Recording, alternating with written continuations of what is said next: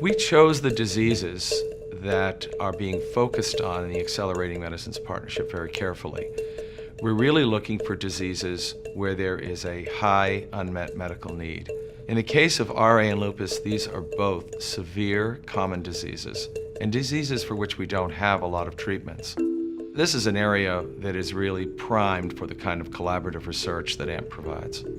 We knew at the outset that AMP would require novel approaches and big data, the sheer amount and variety of which meant that we needed to assemble a scientific dream team. Ultimately, this meant putting together a remarkable collaboration among government, industry, and academia.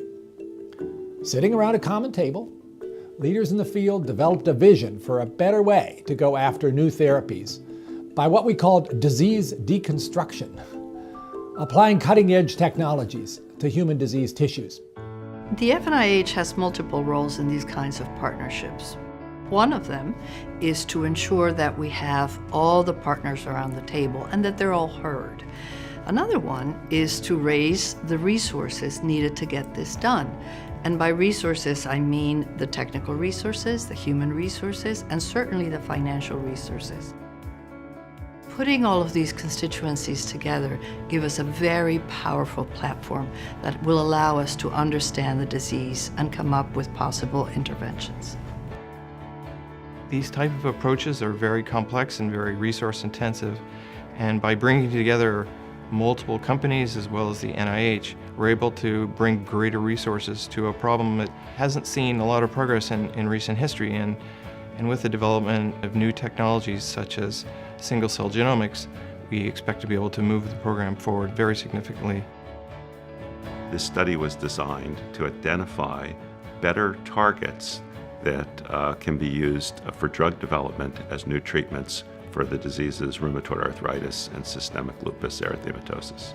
And this partnership is allowing us for the first time to dissect at the individual cell level how these diseases occur and how they target major organs like the kidneys in lupus or the joints in rheumatoid arthritis. What's special about this study is that we're actually directly examining the tissues in the joints and in the kidneys, the organs involved in rheumatoid arthritis and lupus, and analyzing them with new molecular technologies that were just developed in the last few years. It's a discovery-based approach to find out what each and every cell in those organs is doing and how they're different in the disease compared to normal.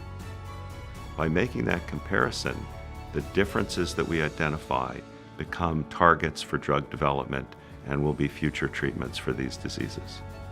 This is not only changing the way we go after drug targets for RA lupus, but the way we go after drug targets for all diseases. I think it's very important that patients know how committed many groups are to tackling this disease and developing new and important therapies.